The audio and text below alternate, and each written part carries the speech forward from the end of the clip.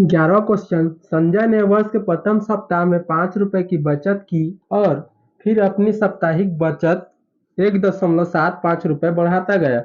यदि nवें सप्ताह में उसकी साप्ताहिक बचत 20.75 रुपए हो जाती है तो n का मान ज्ञात कीजिए। हल करते हैं, चलो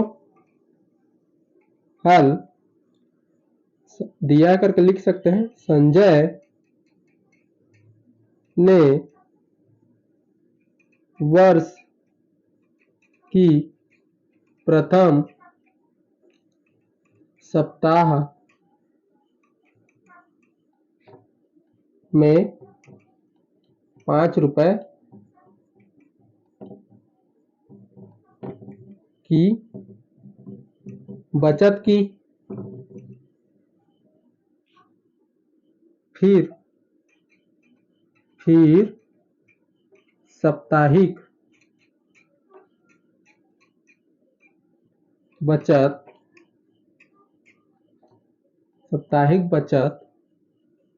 1.75 रुपए बढ़ाता गया। ठीक है, और nवें सप्ताह में उसकी साप्ताहिक बचत कितना हो जाता है 20.75। इसको भी लिख देते हैं, चलो। और nवें सप्ताह में बचत 20.75 रुपए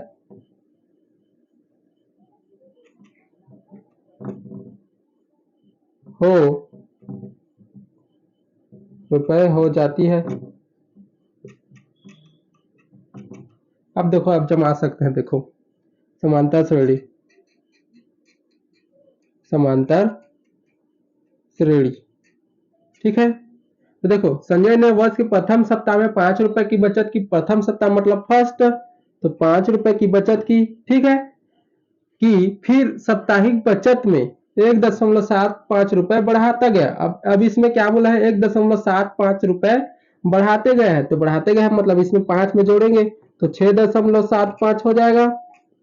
6.75 फिर उसमें जोड़ेंगे तो कितना हो जाएगा, देखो 6.75 में फिर 1.75 जोड़ेंगे, जोड़ते जाएंगे उसी। 5 5 10, हासिल 1, 7 4 कितना हो जाएगा, 7 7 14, 1 15.1 और 6 6 7 8 हो जाएगा, 8.50 हो जाएगा। तीसरा क्या हो जाएगा, 8.50 हो जाएगा। ऐसे क्या बोला है, बढ़ाते बढ़ाते क्या गया है, और nवें सप्ताह में लास्ट में 20.75 रुपए हो जाता है, बोला है रुपए हो जाती है। इतना समझ गए। अब इसी से क्या रखना है, हमें मान निकालना है। ठीक है, तो क्या पूछा है, nवें सप्ताह में उसकी साप्ताहिक बचत 20.75 रुपए हो जाती है, n का मान ज्ञात कीजिए। तो n का मान ज्ञात करना है। देखो, इसमें प्रथम पद दे दिया है और सर्वांतर निकल जाएगा, और क्या बोला है, और अंतिम पद दिया है। तो क्या करना है, n का मान निकालना है। तो लिखते हैं, प्रथम पद a बराबर 5, सर्वांतर d बराबर, इसे घटाएंगे तो 6.75 से 5 को घटाएंगे कितना बचेगा, सीधा बात है 1.75 ही बचेगा। ठीक है, पदों की संख्या नहीं दिया है, अंतिम पद दिया है। अंतिम पद an बराबर क्या हो जाएगा, 20.75। ठीक है, पदों की संख्या निकालना है। पदों की संख्या n बराबर क्वेश्चन मार्क। ठीक है, तो मान रखते हैं, चलो। तो समांतर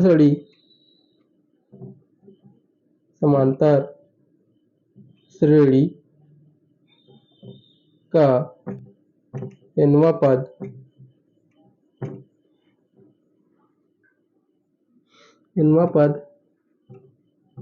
an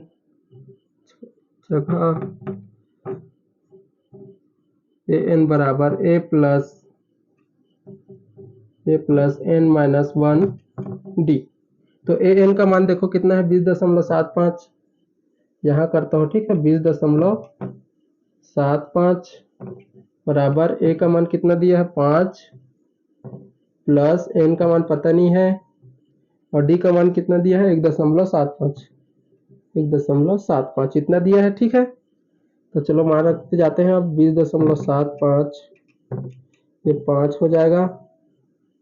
चलो आप 5 को इस तरफ पक्षांतर कर देते हैं। ठीक है, 5 को इस तरफ पक्षांतर करूंगा तो क्या हो जाएगा माइनस हो जाएगा, ये प्लस का है इस तरफ तो 20.75 इस तरफ भेज दूंगा तो माइनस का 5 हो जाएगा।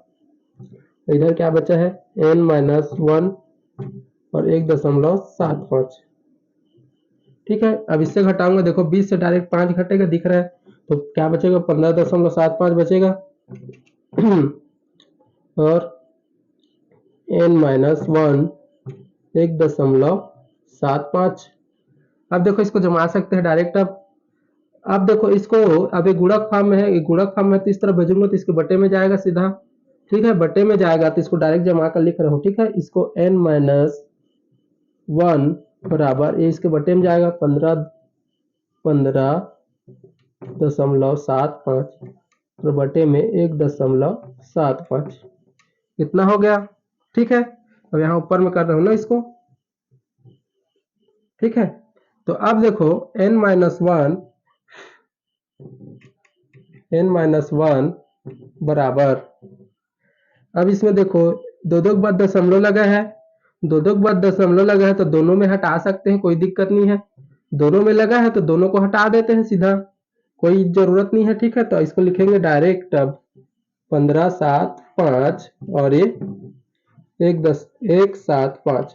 देखो दोनों में दो के बाद दशमलव लगा है। ठीक है, दो संख्या के बाद दशमलव लगा है तो क्या हो जाएगा, दोनों का दशमलव हट जाएगा। ठीक है, अब डायरेक्ट इसको अब भाग कर सकते हैं। अब n-1 देखो कितने से कट जाएगा, देखते हैं कितने से कट जाएगा।